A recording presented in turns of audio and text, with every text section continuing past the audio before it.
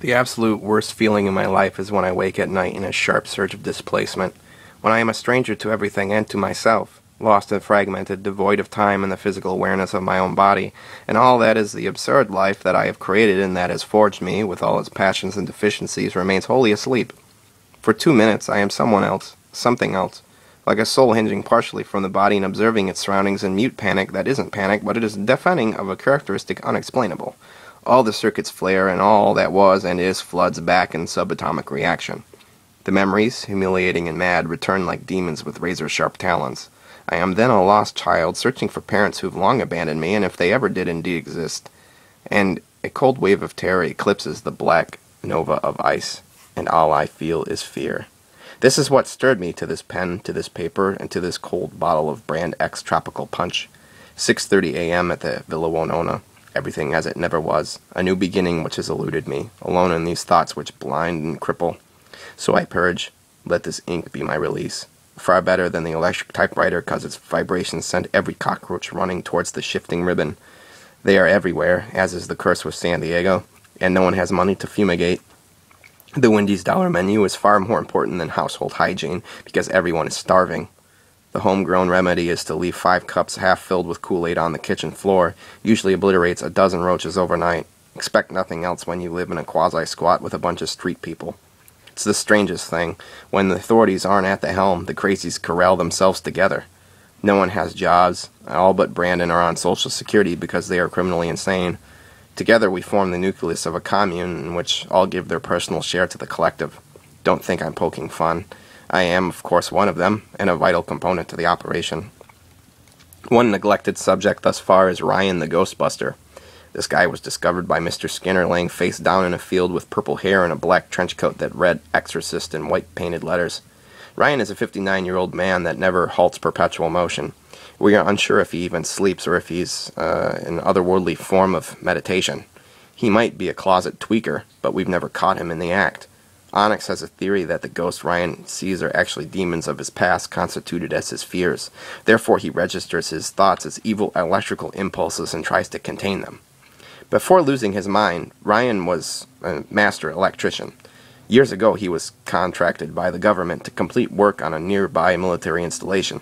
His psychosis bridged over that very day, and he started rewiring everything in the base so it would electrically reroute and destroy all its ghosts in his self-styled processing grid. For this deemed act of Cold War espionage, Ryan was facing life in prison, but was instead deemed criminally insane and institutionalized for a long stretch.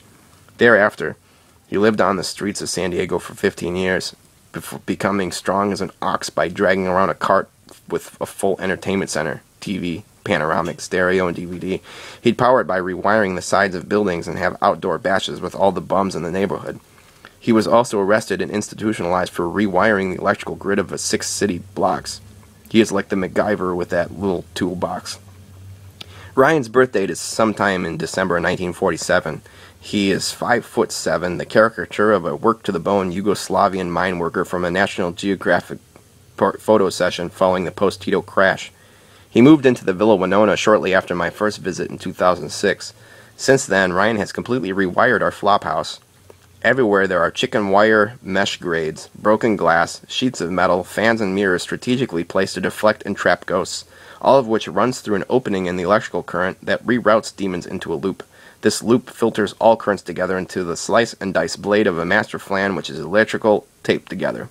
It looks like a cross between Egon Spengler's backpack and a stage prop from Pee-wee's Playhouse. Ryan sits in front of it as the air blows the shredded up ghosts inside of him, and his exorcist powers grind up the ghouls and send them right back to hell. Technically, he is an in-house exorcist, and claims he had to become one because he was sick of shiesty priests hogging all their abilities for themselves. He also waters the house, sprays disinfectant all over the walls and couch, leaving a thick, lingering pine saw smell which makes us hallucinatingly dizzy. It's so strong, it drifts into the alleyways and has made cops show up thinking we were running a meth lab. Ryan's room glows from yellow construction lights, and its walls are covered in aluminum foil. He sleeps on the grass outside, face down, or stretched out in an enclosed cot that's covered in chicken wire and electrified by a car battery. He spends nearly all his monthly Social Security check on horror and sci-fi DVDs, and our days are spent in film marathons. He buys brand new TVDs and PlayStations and immediately drills holes in them, gladly installing ghost grids. He also lived in the attic for a week last scorching summer, combating the Aztec demigods and mummies he knows are hiding up there. And when we are all terrified to actually pop up our heads in the crawl space to view his grand design, whenever Ryan gets too out of hand, Onyx just chases him around with a spray bottle, squirting blasts of water. Other than that, he's gentle as a lamb, though poised for atonement. So just imagine going on the road for 6 months, showing back up phenomenally primed for a non-stop blur of manic writing, but not only does your computer keep dying every 20 minutes because of some flawed Windows a methed-out hacker created and can't fix for 3 weeks, you have to deal with this guy in a bike helmet covered in aluminum foil walking around spraying chemicals and babbling crap like, "What are we, sharks? We don't fuck with 2 dicks." Kerouac never dealt with this shit. He just took speed and pissed in mason jars at his aunt's house.